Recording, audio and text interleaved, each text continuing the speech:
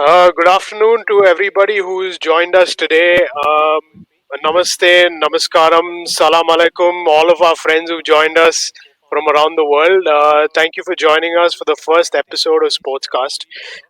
What we try to do with Sportscast is we try to bring sports innovators, sports people, people very committed to making sports a really big deal in India and actually growing the industry from where it is to where it should be.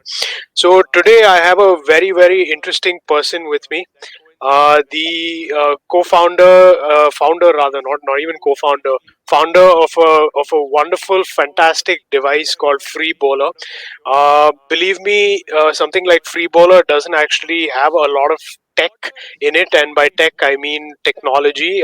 There is actually a really cool system that is in place for something like Freebowler, and obviously the way cricket has grown in our country. Free bowler is something that coincides very well into the way cricket is viewed and actually come into our country as well. So, Pratik, thank you very much for being part of our show, and obviously the first episode. So, what does cricket? I mean, what is it that makes people go crazy when they see cricket or hear about cricket? Yeah, thanks for the introduction, Abhijit. Firstly, thanks for having me over. Then that's a cool intro. In fact, I was just going back in my mind as to how we've gone backwards in terms of technology. So me being a mechanical engineer, of course, you're a mechanical engineer yourself, so we can connect as to how important it is to innovate things, not necessarily have technology integrated. Of course, technology is great; it makes the life easier. But then there are so many other ways to build simple products and then help the lives of the people easier. So, having said that, so to your point on what it means for people when we say cricket, yeah, cricket is just more than a sport. I mean, like growing up, it is like for us, for a lot of people in India, it's like a way of life. It's an emotion, it's a feeling. It's like it just runs in the blood. We breathe cricket in some capacity. A lot of people who have played cricket, it's just a part of their DNA. But even otherwise, a lot of people are dependent on cricket for their lives. It's responsible for people's livelihood. It's responsible for people's happiness in a lot of ways. So it just, yeah, more than a sport, it's religion. It's in the top three things that we do here in India.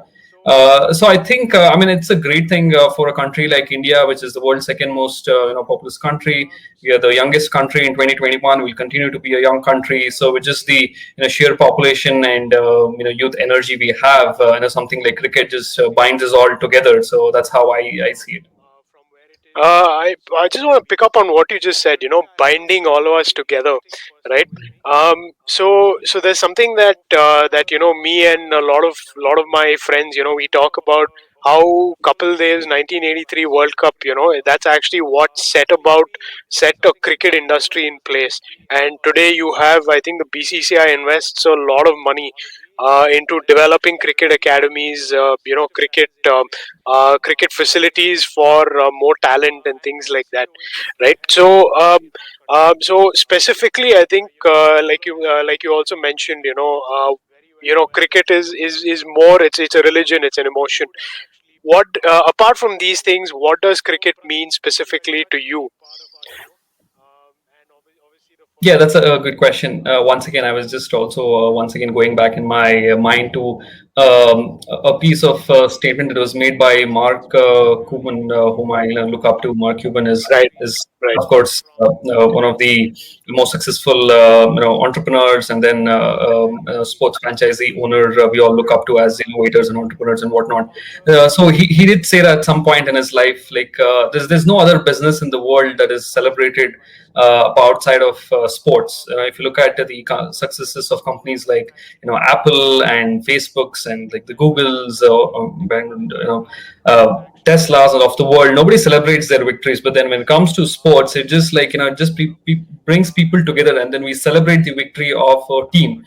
At the end of the day, they're all running businesses, but then it just like, brings people together, and then people celebrate it. And then even for me, it's just a joy. Just like, it brings so much more into my life. It's like a lot of times my a certain part of my life is actually dependent on how well my team does. It could be RCB, it could be Team India. We've all been there. If our team is not doing well, then our energy is kind of, fluctuate. So we are in Right. fact driving a lot of energy from how our favorite players do on the field on a particular day, how our team does. So RCB won, so I'm all high. So it just makes it much more easier for me to get through my day, navigate my emotions, and then get a lot more done. So it just makes me more productive. So that's what it means to me. So that's what I look up to. And then it just, yeah, brings a lot of enthusiasm into me. I hope it's the same for a lot of other people, and that's why it's just, yeah, more than it's a force. It's just an energy, is what I feel. Very interesting that you mentioned you're an RCB fan. How happy are you watching AB de Villiers play yesterday night? That was that was pretty something special, wasn't it?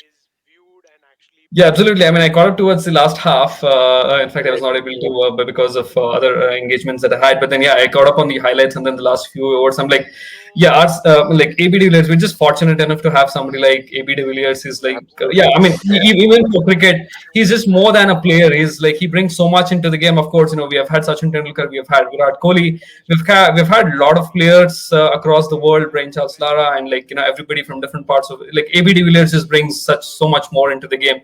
Just him, he being a human being himself, and just like what he brings onto the field, both from a game standpoint and from a human standpoint, just amazing. It's just like every time you just never get tired of watching that man. So yeah, just very happy that way. Yeah, it's fantastic, isn't it? So, coming back, let's get back to free bowler. So this is actually something when I think when somebody was telling me about you, they were telling me that they were actually telling me your story, which is actually what got me very excited. So growing up, you didn't have anyone to bowl to you when you were batting from what I understand. So you go on and then you invent a device called Free Bowler, which is actually, it's I believe it's something that slings that actually can be used as a slinging machine or something that can bowl at batsmen, right, to help them hone their skills and things like that. So first, I just want to validate or verify that story. That is obviously one, and second is you can as a mechanical engineer, speaking mechanical engineer to mechanical engineer, uh, what is the innovation that is there, because it's a super innovative product. Yeah, thanks for that once again. So yeah, just to give you a little bit of background about myself.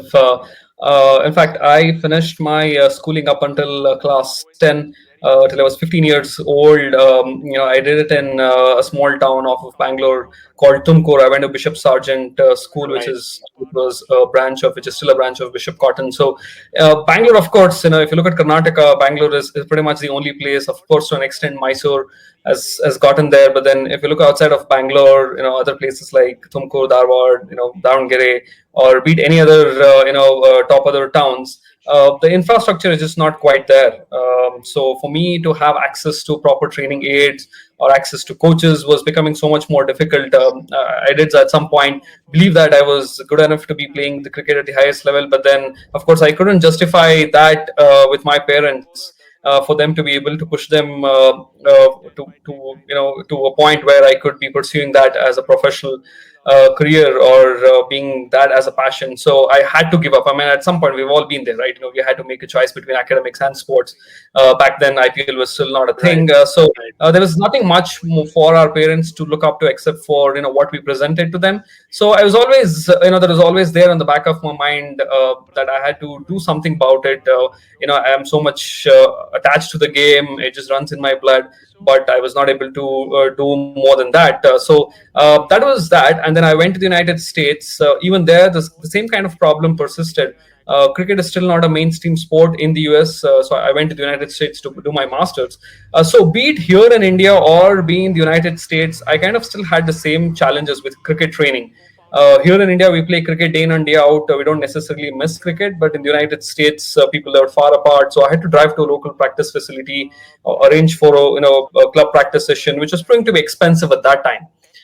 So it's like, I'm 25 years into my life, and then the first 15 years I've not gotten enough cricket practice, and the next few years I'm not able to get enough. So what am I going to do about it? So I had to do something about it. So that's exactly how it started. I was just trying to look for something which could fulfill my cricket training needs or desires, or however you want to put it across. So all I was looking to buy was an inexpensive non-electric portable ball thrower which could throw real cricket balls, because I wanted to play sound cricket. I didn't want to play with those plastic coated dimple balls. It just didn't make any sense to me at that point. Right. Like, cricket has been around for 100 years as a professional sport, or even more than that. I was so surprised to just not find anything. I thought, like, you just go up on Amazon and just type for what you're looking for, and then it would just pop up. So nothing like that existed. And I was, at the same time, I was also doing my final year master's thesis. I took the concept to my professor and I said, hey, look, there's nothing like this in cricket, and I'm also looking for a project concept. Why don't I do this, because I like what I'm doing. I think there's definitely something more to this. And my professor was like, immediately was like, yeah, definitely, I think you've got something, just go ahead and do it. So within 2 months, I got additional funding from the university. Those university supported the project because they too saw some value in it as an academic project to be taken to the next level. And 6 months down the line, we got some funding from the local government organization in the United States, because they too saw some value for the product to be used in baseball as well, because even baseball doesn't have a Oh, non-electric wow. port Okay. ball pitcher. So that's kind of how it all started. So pretty much, what I was trying to solve was, build an accessible, affordable, and convenient training aid, which solves the limitations with the ball throwing existing bowling machines in terms of cost, portability, and use of electricity. So that's as simple and basic as it could get. Yeah, that's the story behind it. So I was actually just reading somewhere, the best of innovations actually come to us with the most amount of limitations. Where we don't have any technology involved, we don't have any electricity involved. So take us through what exactly is the machine, and how can it help a batsman, be it in baseball, be it in cricket, and also if it can be used in any other sport, like tennis, for example. Of course, yeah, it's a purely, like you pointed out, it's a purely mechanical version, in the sense it doesn't Right. require any electricity, no batteries.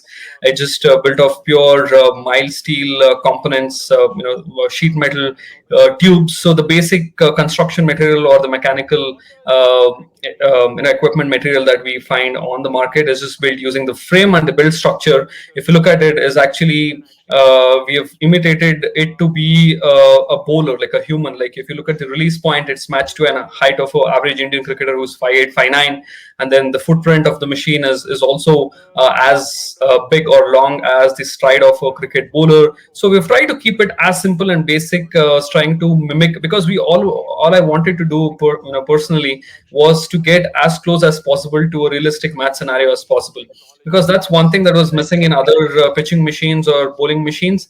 It just didn't feel like a real bowler. It just didn't feel like playing in a real game. So the idea was to develop a machine in a very simplistic manner, keeping it very portable, keeping it very inexpensive, building off the shelf components that are readily available in the market, but still be able to be able to deliver and then pull off an experience that gets as close to possible to a real game. So having said that, this bowling machine can throw real cricket balls. It's got a simulation of a bowler, unlike the other pitching machines where you just got two wheels and then it spits the ball, it squeezes the ball out of a hole, where there is no real bowling action, kind of a simulation. So we've tried to address that as well.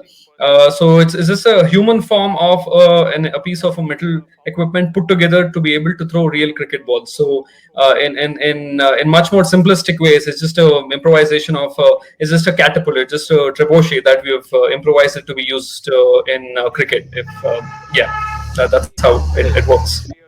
Yeah, fantastic, fantastic. And can it be used in other sport? I think you mentioned baseball as well.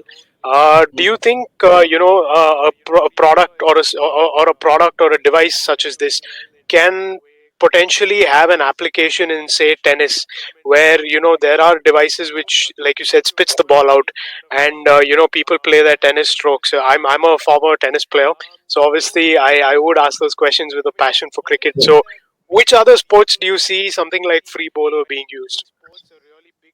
Yes, yes. Sorry, I missed that part. But yeah, to your point, yeah. So when we first filed our patent, our patent attorney was like, you got to keep it as broad as possible, right? So we named it Okay. as projectile launching machine. So having said that, when we say projectile launching machine, of course, it could be used for other sports. Of course, we have to redesign it, we have to tweak it to be able to use in other sports. Of course, all ball throwing sports. Say, for example, it could be volleyball. You could just scale up the entire machine what we have and then still be used for a sport like volleyball. You could redesign it, slightly tweak it to be used for tennis, for of course the game better than I do in terms for practicing all your shots, serve from the other side and things of that nature. It could be the miniature version could also be used for as simple as a game like not simple game but then a smaller game like table tennis. So all projectile launching ball applications definitely has scope. It's just that we have started with cricket because that makes us more feel comfortable. I've played the game myself. I've represented university. I've been a part of the Karnataka State Association, zonal teams, district, state teams growing up. So I do have some connections over there. So just made sense for us to start with cricket. Of course, we'll slowly transition into baseball, which is a similar sport like cricket. Of course, we have plans to work with other channel partners or maybe design teams in the other sports who can pick up our sport. Maybe we can work on some kind of a technology transfer arrangement or engagement where other people would collaborate with us, integrate technology if they see fit in terms of technology, as in like the software part of it, and then make it much more applicable to their sport. So we do have those in the pipeline. Okay, that is awesome. That is music to my ears, actually. Something that actually simulates as close to the sport as possible. I'm all game for that. So, okay, so now coming back to, I think we spoke about the IPL and AB de Villiers and all of that. So how closely, I actually even saw a few ads, where you worked with people like Ravichandran and Ashwin and all of that, right? So how quick are cricketers today to embrace a product like Free Bowler? Yeah, that's a very good question once again. So yeah, to your point. So we launched this product in late 2018, sometime October, early October, and then it's been 2.5 years since the time we launched our product. So we're currently in about 15 countries. Pretty much we have covered all the target market segments, right from schools, academies, clubs, sports facilities, individual cricket players. When we say individual cricket players, professional to amateur, and everybody in between. So we're also working with other channel partners for sales, marketing, distribution.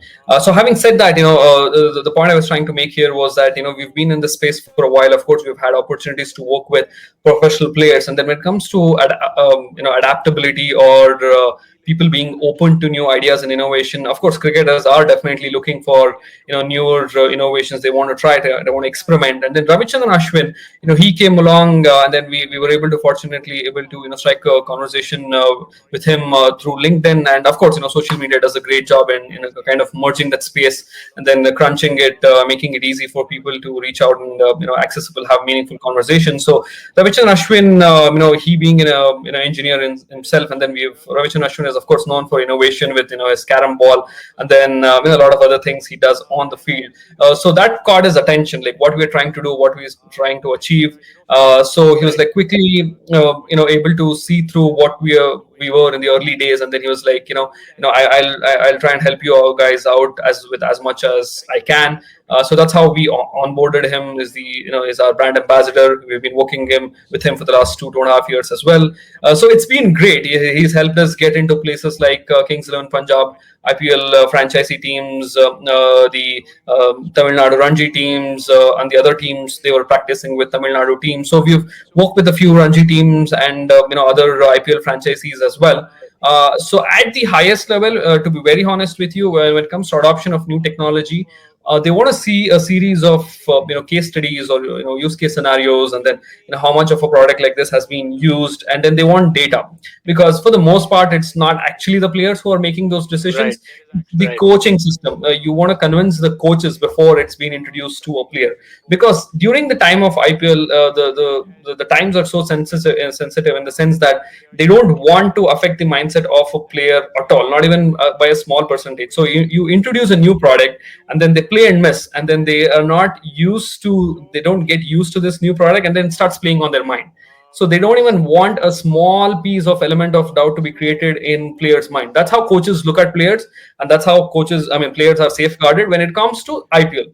But then in other Right. places, they are very open to new technologies, because they do have other interest where they could be a part of another academy. Although they're a coach of a state team or a Ranji team, they still be managing a small clubs in their hometowns and whatnot. So they are willing to look and pick up inexpensive other innovative training aids that helps kids in their natives and whatnot. So it's a mix. It's a fine balance between what you want to offer to a professional player, and then where it comes from, versus how much do they want to introduce a new product into the grassroots system. So it's very interesting, and then we've gone through that process, and then we're still in the process. So there's definitely a lot to learn from that. Right. Right. Fantastic. Fantastic. And talking about cricket itself today, right, in Mhm. India, in recent times we've actually started to see a lot of, I think even Harsha Bogle spoke about this. We start to see a lot of talent coming in from the smaller cities, your tier 2, tier 3, tier 4 maybe as well, right? So actually in the case of this current IPL, or I mean not just the IPL, I mean we look at people like Mohammad Siraj, or somebody like a Chetan Sakaria, who's come in through the Rajasthan Royals this year. Um, how much of do you see cricket as something that brings people out of poverty? I wouldn't say poverty, but out of the lower middle class, and do you see that happening even in terms of sports innovation for something like a, if somebody can invent a device like how you've done, from somebody from a tier 2 city, for example, what kind of scope do you see for people like that to be able to invent devices like this? Yeah, absolutely. I mean, yeah, I couldn't agree with you more. It's just like, IPL as a whole. I mean, we have to thank IPL and BCCI and everybody who's a part of that to be able to make this actually possible for, players. I wish we had something like this too, like, starting in 2000, 4, 5, 6, 7. I mean, it started luckily in 2008. It's definitely not a bad thing. I mean, like, for people, be it in tier 2, tier 3, tier 4 cities or metropolitan cities, it's just, providing platforms and opportunities for every player. And it's just one whole game of merit. I mean, if you have access to the right training infrastructure, and then if you have access to technology and information, you could still make your way up towards it. And then it is now being possible because these IPL franchisee teams do have an extended network where they have scouts, they have cricket development programs, they have a dedicated system in place where these scouts are sent out to these tier 2, tier 3 cities to pick up raw talent. So the identification and recognition process is much more it's in place versus it was not in place. So there's Right. definitely possibilities. It's like for people, for like like the Sakarias and the Srats of the world, for them to be able to get there, then make a living. So I mean, it's great. It's amazing. I mean, it's such a great, inspiring stories for people in their hometowns to believe in what they're doing. So that's one part. I mean, if you could make it to the IPL, of course, you will have a great standard of living, or of course you'll be able to lead a good standard life. But then even otherwise, there's so many other tournaments that are derivatives of IPL, and there's certain right from district level to taluk level to you just go down to every lowest point or part in the country. There's still some form of a cricket that is associated, affiliated officially or unofficially, and then you could still make a living out of it. You could still make a decent living. You could still be playing the sport, and then earning, and then you could still have a part-time job or a full-time job. So it's now definitely possible. I mean, that's what IPL does and cricket does in to this country. We I mean, we free bowler as a cricket training company or a product innovation company, we are a dependent business. We are depending on IPL and cricket and the BCCI. So to your point, it's a two-way thing. Like, one, it motivates people like us, like innovators.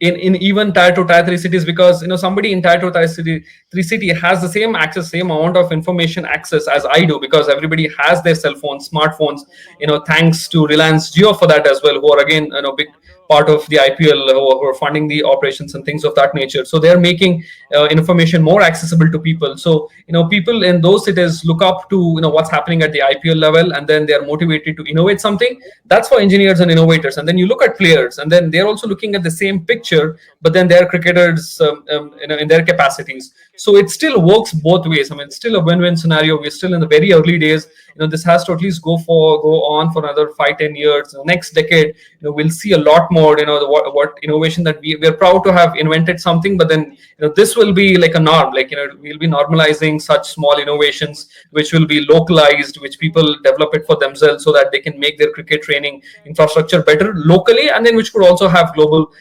exposure and visibility, and then players will also come out of such ecosystem. So it's great in a way. Yeah, very, very, very nice. I mean, the kind of opportunities that something like sports actually opens up for people in tier two, tier three cities. It's something really amazing. So I think I'd like to conclude with by asking you.